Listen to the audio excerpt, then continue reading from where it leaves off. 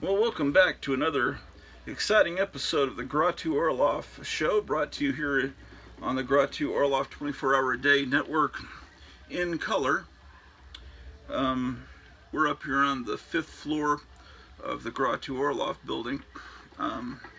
We have several comic book rooms and a theater up on this floor. And this room is dedicated to comic books 1971 till today, and then there's a room down the hall where the Gratu Orlov International Company keeps their Silver Age and back, Golden Age, that kind of thing.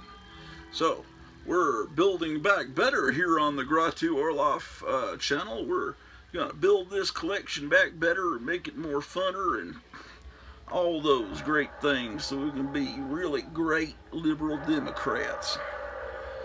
Let's see what we got here. Well, anyway, build back better indeed. I've got these boxes here. I'm putting underground comics in these boxes and Christmas issues. So that's what I'm doing right now. Then I'm going to go back in that other room and file some Silver Age comics. And if you're not interested in any of that, then you may want to tune in for next episode, and then maybe it will be more entertaining for you. Okay, so first of all, I got some Dennis the Menace comics in this box that don't belong here, so they must be extricated. All right, Dennis the Menace. Oh, another Christmas issue. Yes. Well, let me find Dennis the Menace Christmas issues. Another Christmas issue. I'm making I'm putting all my Christmas issues in a special place. Another Christmas issue. Dennis the Menace liked Christmas. Dennis the Menace in Washington, D.C. That's cool. Reminds me of our beloved president, Donald Trump. I'm serious. I really love Donald Trump. So you can unsubscribe if you don't like that. That's hilarious. Okay. Let's see. Are there more Christmas issues? I bet we'll find some. Damn, I thought I just saw this one. They all start to look alike. Dennis the Menace and Margaret.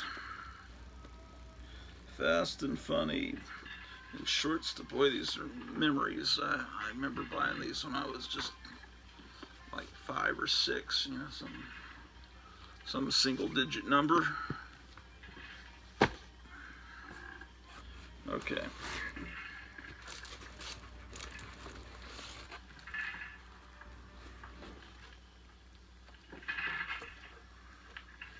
The fuck is this?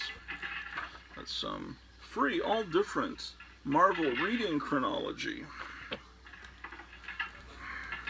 My problem is I take anything that's offered to me free, and then I have all this worthless shit.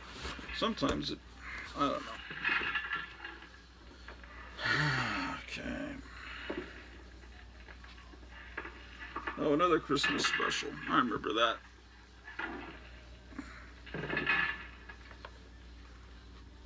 I'll count that as Christmas. Then there were these religious Dennis the Menace comics that they had in Christian bookstores. And it's weird, they're 49 cents instead of 50 cents. Okay. Ooh, those are not good condition. Oh yeah, I remember this Christmas special. That's a great cover.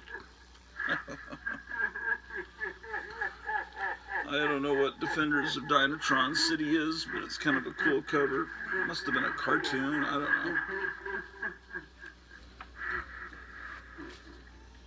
Okay, Dennis, you're going down here.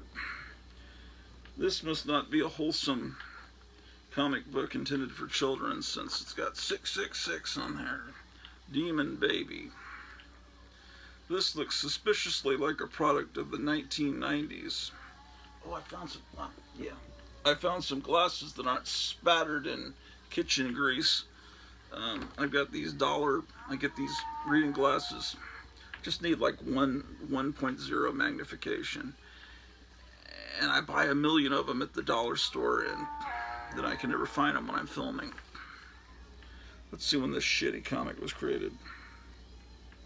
1998. See, I'm right. I guess I'll put that with Undergrounds. Although technically it's just comic for perverted people. They'd sell them in the back room at comic book stores. Okay, so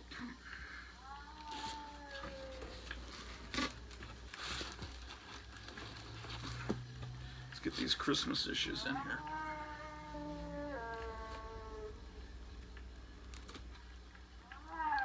Reminds me I need to go walk the dog here after this video.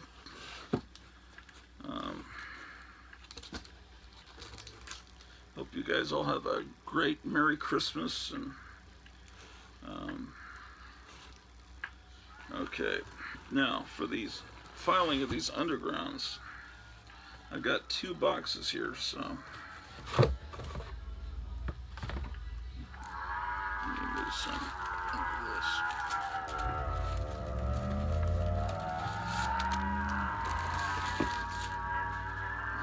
Okay.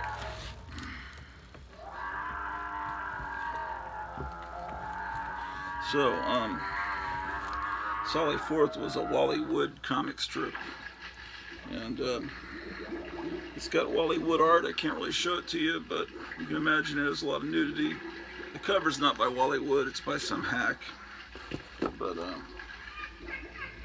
so that box will start with Sally Forth, yeah. And then this goes,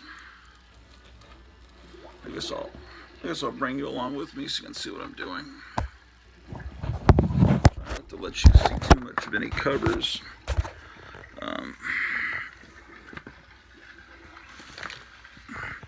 Okay, so we gotta find the D's. So there's Den, it'll probably be right before Den, and Death Rattle was, and then DD, Demon Baby. I don't think that's that interesting watching me file, but I'll try to show you as much of covers as I can. Let's see what we got here. These need to go in the other room.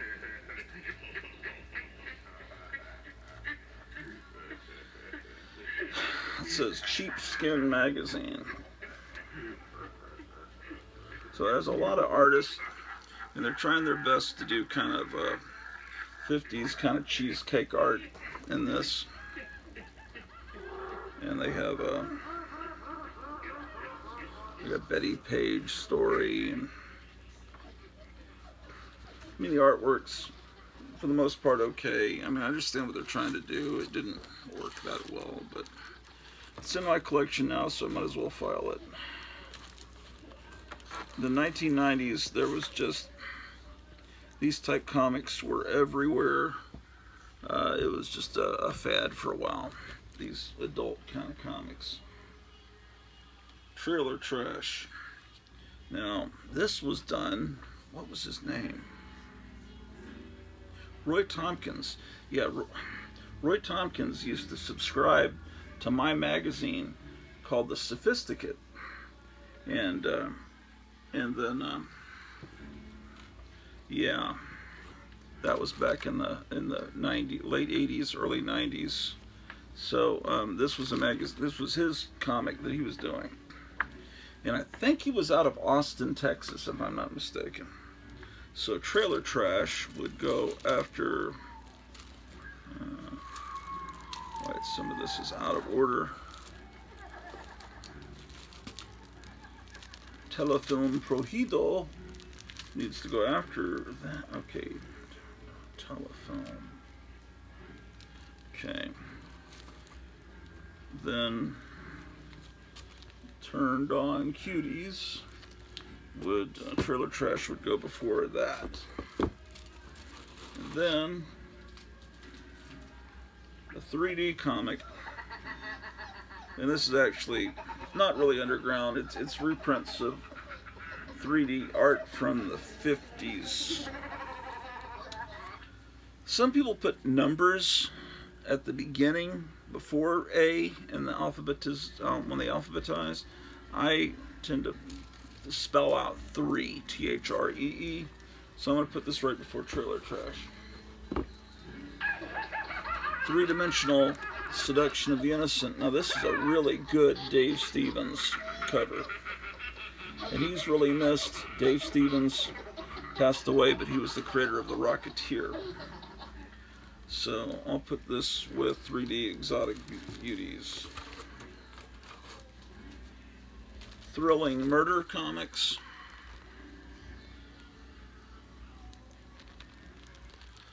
Would be right after Three-Dimensional, before Trailer Trash. And then I've got these bunch of comics that reprint Tijuana Bibles. Tijuana Bibles were, what can I show you?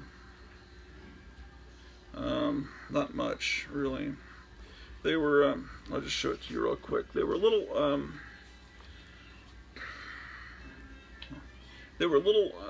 about this big, and they were like those little religious tracts, the Jack Chick tracts that you find, and they were sold in the 30s, I guess, under the counter. I don't know how they sold these things, but they were dirty comics, and they starred either famous movie stars or usually famous comic strip characters like Popeye or Flash Gordon or Superman, and they would be completely dirty comics. And so that was, they called them Tijuana Bibles because people thought they were printed in Mexico. And I'm not an expert on them, and I don't own any of them, but there was a lot of reprinting of them for a while, so I've got more than a few books that reprint them. And they're an interesting phenomenon in comic book history because they were there 20 years before Harvey Kurtzman started doing Mad for EC, and the Mad comic book was a lot like the Tijuana Bibles, but without the dirt, for the most part, without the dirty stuff. So they that was when comic books and comic strips and movie stars were just the first time they were just kind of taken apart and attacked and turned into perverse comic book. Okay, so there's Twist, highbrow, lowbrow comic. This is kitchen sink, so yeah, I guess it's underground, but this kind of thing was more artsy than the stuff that was sold in the head shops. But I'm still putting it in these boxes. I'm just separating it. I just think it kind of belongs separate. This recording you can get on the internet if you look up Rural Retreat, Virginia. Rural Retreat's a little town in Virginia, and on Christmas Eve, that was the last time one of the big steam locomotives was going to come through Rural Retreat, and there was a famous photographer that photographed trains, and he was there to take these beautiful pictures of this train coming in, and he also, with I guess a reel-to-reel recorder, recorded this lady playing at the local church the bells in this beautiful Christmas song as the train comes in. So you've got the train sound effects and the beautiful church bells, and it's just one of those wonderful things. Look up Rural Retreat, Virginia, and you'll find it. There aren't that many videos. Okay, this was an attempt, I believe in the 80s, to make a new EC type comic, and it was quite good. actually. Twisted Tales from Pacific Comics.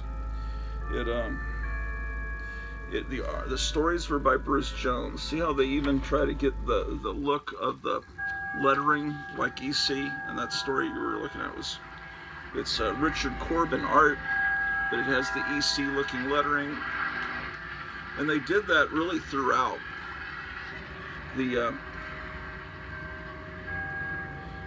yeah, it was really quite good.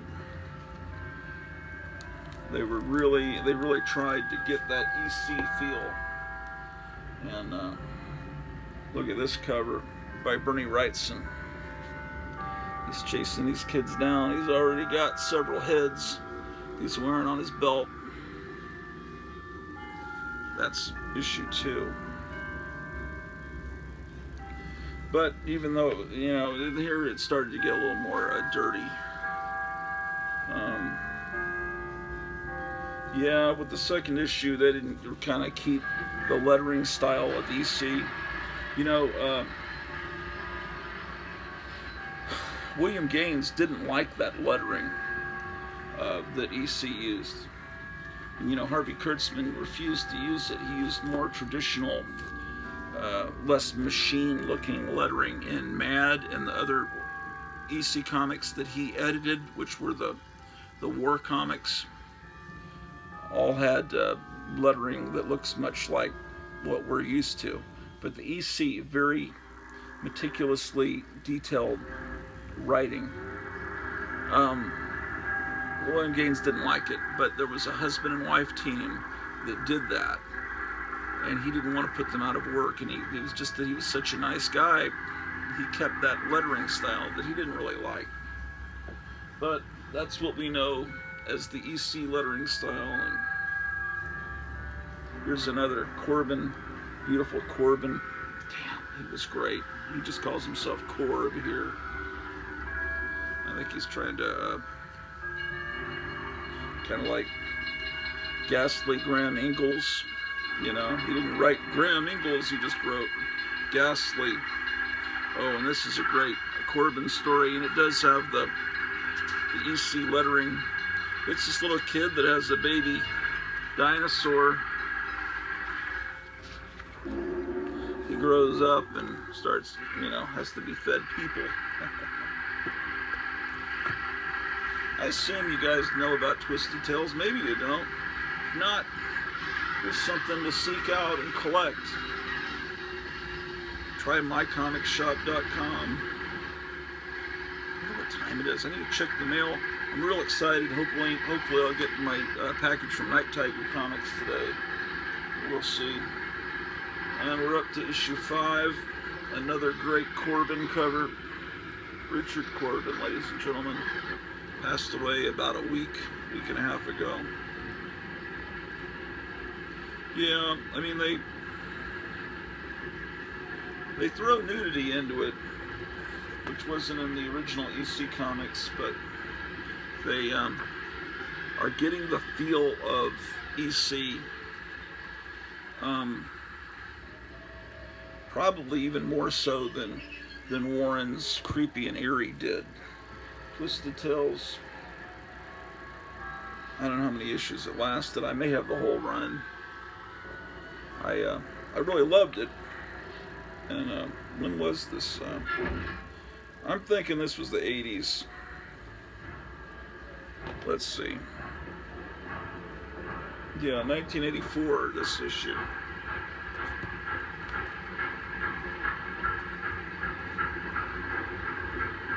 We're up to number 8.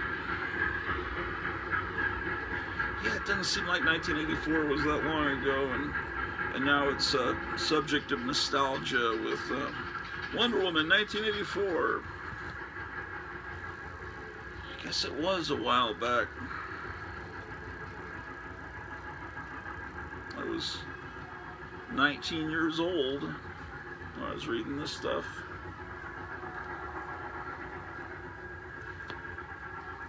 And that may have been the last issue, number 10. And I also have the Twisted Tales of Bruce Jones. Well, actually, Bruce Jones wrote for Creepy and Eerie. I mean, so this is like the best stuff in Creepy and Eerie. This is part 4 of 4, so I don't see the 1 through 3. Maybe I have them. Probably not. It's something I should seek out. Okay. We're up to 20 minutes. Okay, here's more underground stuff. Commies from Mars, the Red Planet.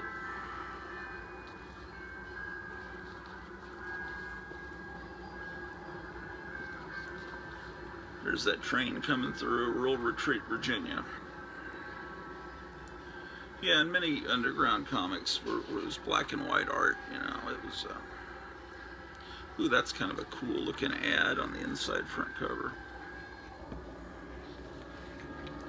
And that's issue number 3 from Last Gasp. And this is issue 4. Is there anything interesting in here to show you?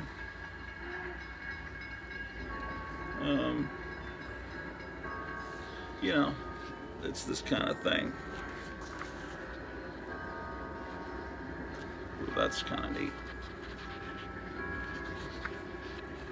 This is the cover. Commies from Mars.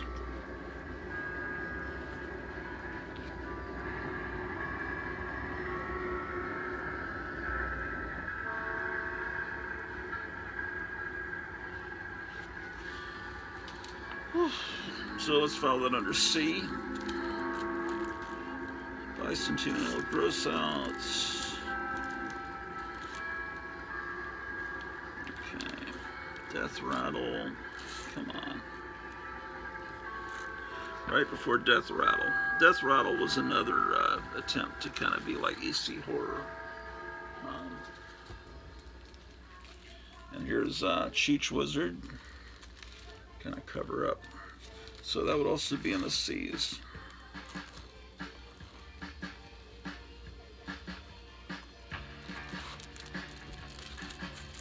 Okay. Okay, and then you guys all know this comic. We're not going to look at it. I don't think we are.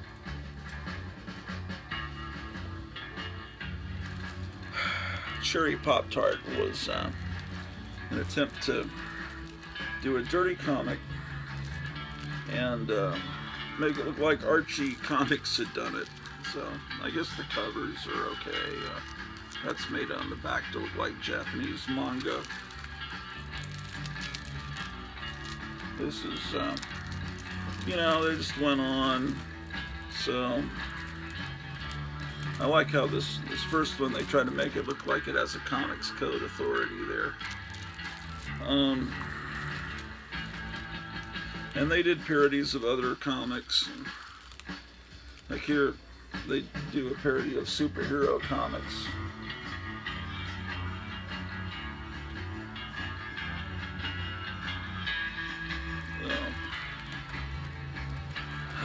Okay, so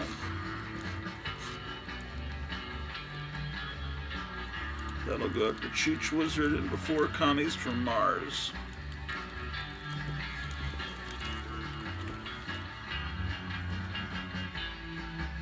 Okay, and then this is just a regular Archie comic, although it kind of looks like what we just looked. Let's put that with the Archies. I'm trying to remember what this is. It's not really underground. Beautiful cover. Again, another Dave Stevens cover. He was a master. But I guess I'll put it in with the underground.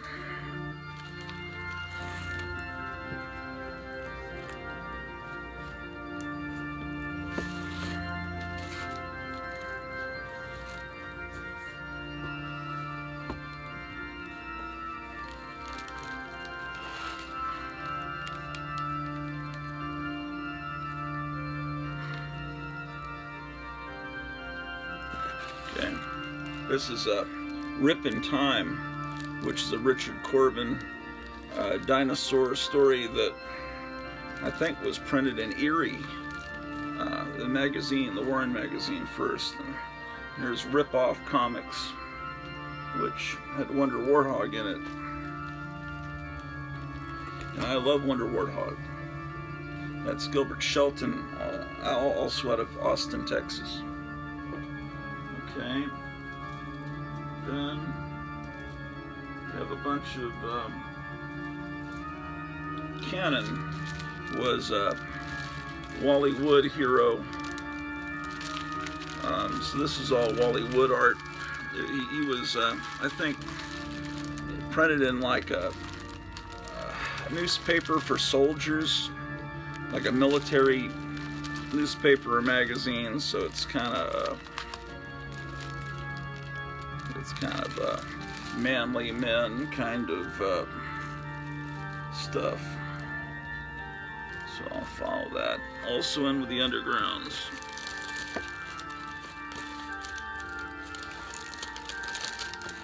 But those are all reprints of Wally Wood art.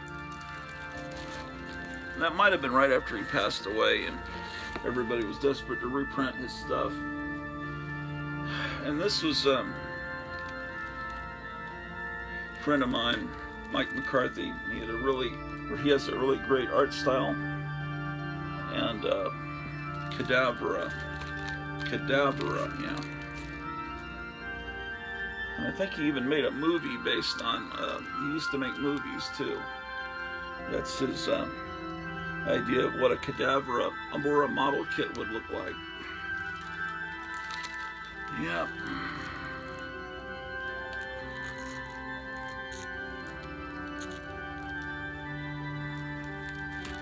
I think when I finish this video, I think I just said it, I'm going to go walk the dog because it's kind of a nice day outside. Okay, and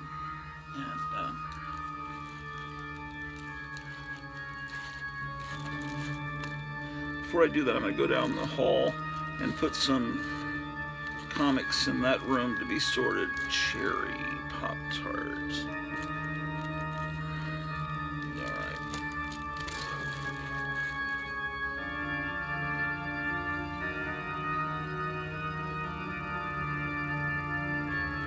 I'll take you down to that room and I'll show you.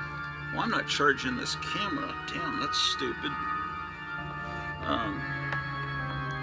I don't know, this camera may die on me, and if it dies on me, I'll completely lose this video. So I may show you the comics here. I plugged it in so it won't die. So when I get to the other room, I will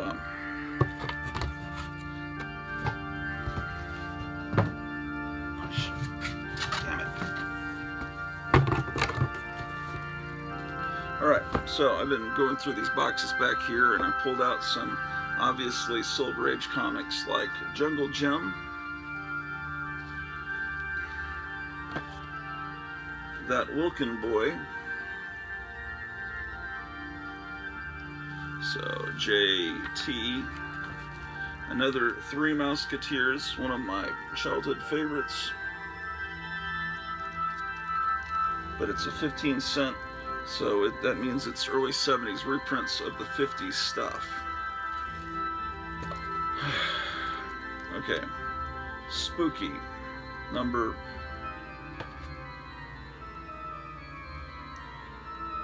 I believe that's 41. But see, it's real. It's not just me, or is it? It's hard to see against the blue. It's probably me. Thrilling crime cases. I guess this could be pressed and the spine could be put back where it should be. Like pressing is a new invention. It's kind of like the chiropractor for comic books. You can put the spine back the way it should be. But this can't really even be bagged. It's so warped out of shape. Thrilling crime. Jet Dream was a gold key. Kind of Emma Peel, kind of. Well, really, it looks more like a, Pussy Galore from Goldfinger, because she's got her team of girl pilots, I guess. King Leonardo and his short subjects. and they reprinted on the back cover, which there's really no point in it, because usually the point is you reprint on the back cover because you lose some of the painting because they put the title over it, and instead, they just got it without the title on the back. But that's all right. I'll forgive them. Yeah, it's kind of interesting the way they do the panels with the color around them instead of a black line. It's the different. I think it's to simulate the size, the proportions of a TV screen, which is where kids would be familiar with King Leonardo. But that's just me speculating. I don't know. John Steele, Secret Agent. See how this is an example of when they put the art on the back, you get the whole painting. Damn, that's a great painting. I was talking the other day to you guys about how cool it would be to take back covers of Gold Key, blow them up a little bit, put them in a cheap frame, and you just all of a sudden have an amazing art gallery. He's obviously a James Bond. Can't get the rights to James Bond? Well, make up a guy named John Steele. I've got 2 copies of this. This one probably had a 15-cent sticker over the 12 cent at some point in its history. Wendy the Good Little Witch, number 62.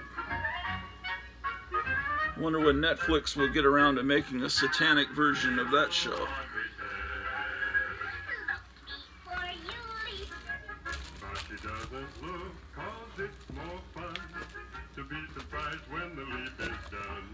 Okay. TV Casper. This is just a complete coincidence that I pulled this comic out when this song is playing. You know who's doing Little Audrey's voice? That's the same. That's her name, Mae Questel, that did the voice of Betty Boop and Olive Oyl. Tower of Shadows, number 7.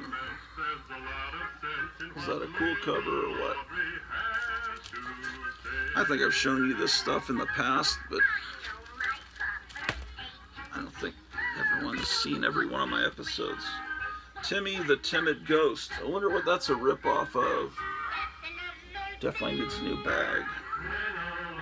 Number 14, Charlton.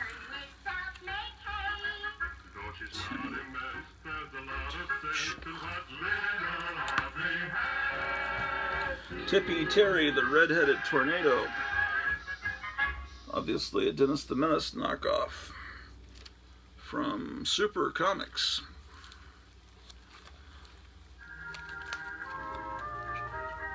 J.K. Elemento. Okay. Spoof, number 1.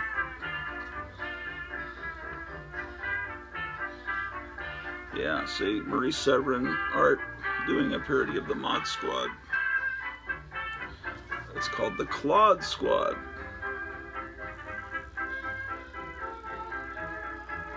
Parody of Marooned, a science fiction movie everyone's forgotten.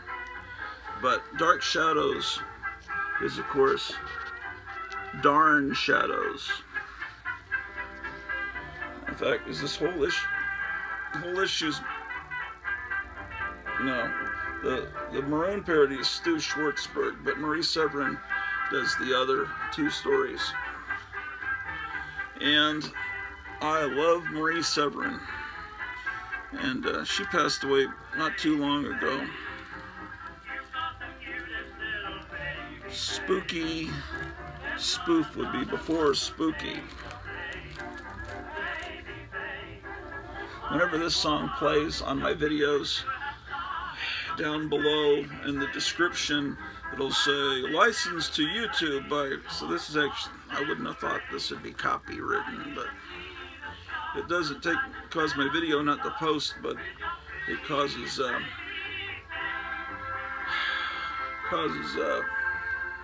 YouTube to say, hey, it's okay, we can use this music. I was a cheat. This is good. This is I would say late 50s on this one.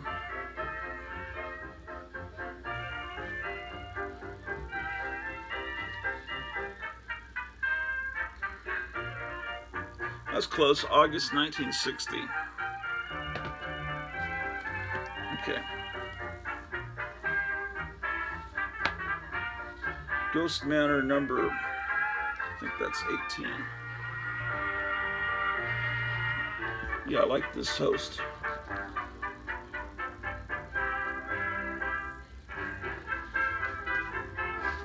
Yeah, these damn Charlton comics were printed on bad paper. And if they weren't kept in just the right climate, right storage, then they looks like you're looking at a pulp from the 30s. Here's Get Smart from Dell.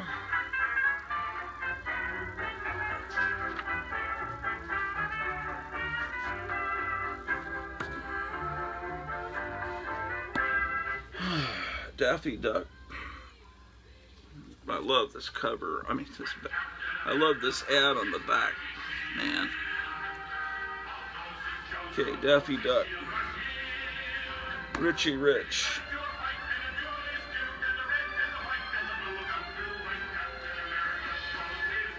Richie Rich.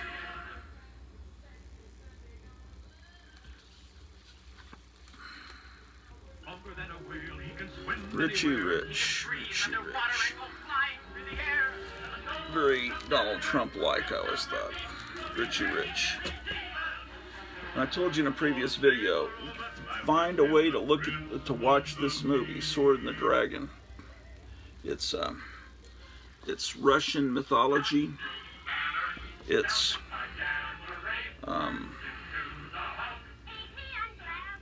just cool. If you like Jack Kirby's Thor, you'll love this movie.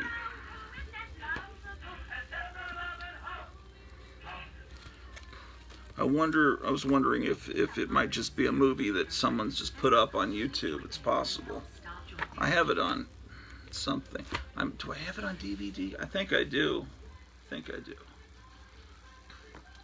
Our Fighting Forces. This is a trash copy.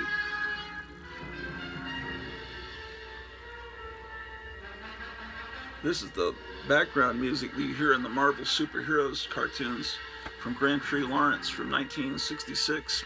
It's just from various music libraries, but this is definitely used in more than a few of them. JK.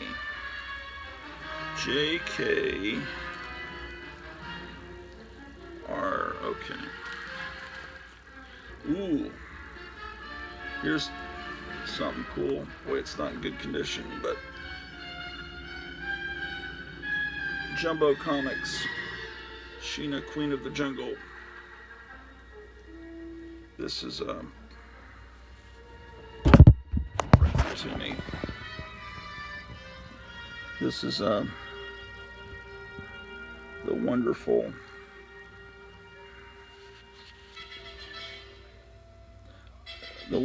Fiction House. But it's not a good.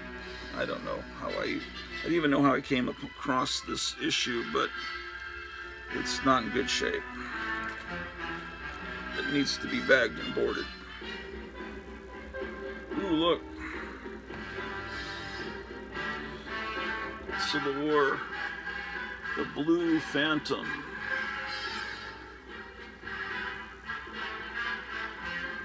Ooh, that is cool. Aquaman dealing with one of those alphabet agencies. Ogre strikes again. You know, there's Spectre, there was Smersh, there was Uncle, there was Shield, there was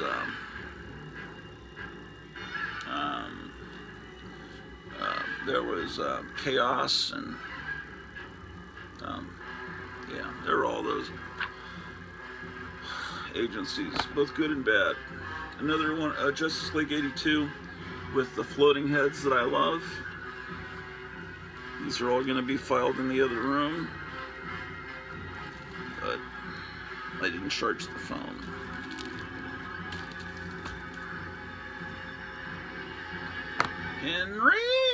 Henry Aldrich. That's how this radio program always started. His mom calling him, and then he'd go, "Oh, coming, mother." They parodied that on a Firesign Theater record. where instead of Henry Aldrich, he's called Porgy Tirebiter, and he's kind of a pastiche of Henry Aldrich and Archie Andrews. Well, it sounds like my wife's awake downstairs. I hear her stirring, and I just got through this Silver Age pile, so I need to go see what she's up to and walk the dog.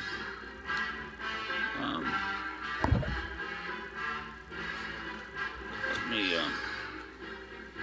move a few things first.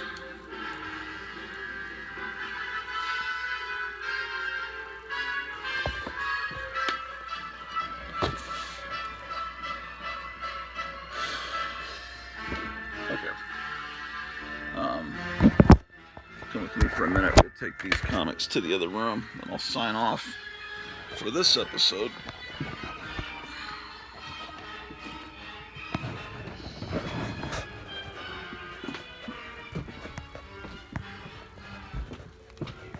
I can tell I have hurt my back moving some of these comic boxes.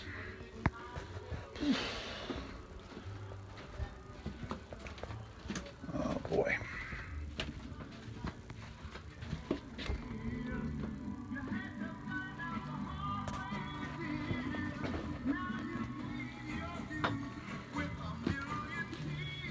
Silver Age comic room. I need to shut these drapes.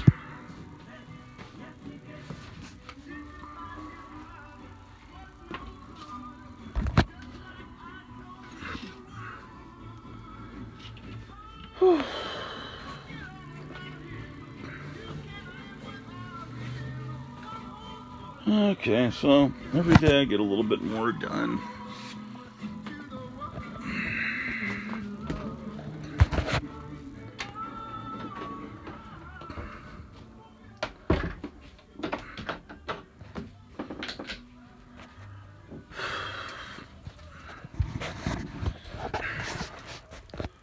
Well, I guess that'll be it for this episode. Be seeing you.